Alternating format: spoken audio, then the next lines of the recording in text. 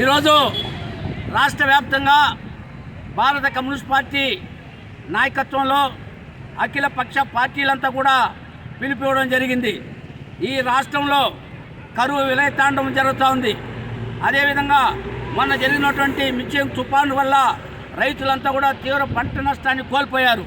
వాళ్ళందరికీ కూడా నష్టపరిహారం కల్పించడంలో, ఆ కరువు ప్రాంతాలను ప్రకటించడంలో ఈ రాష్ట్ర జగన్మోహన్ రెడ్డి ప్రభుత్వం పూర్తిగా వైఫల్యం చెందింది.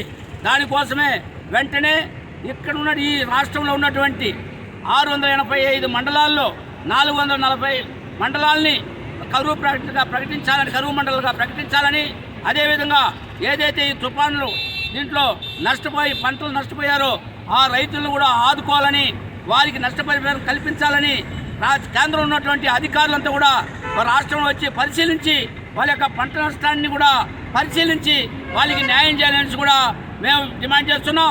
దానికోసమే ఈరోజు జిల్లా కలెక్టర్ కార్యాలయం ముందు కూడా ఈ యొక్క నిరసన కార్యక్రమం కూడా చేపట్టడం జరిగింది. లేకపోతే పెద్ద ఎత్తున ఉద్యమం చేపడతామని కూడా ఈ రాష్ట్ర ప్రభుత్వాన్ని హెచ్చరిస్తున్నాం.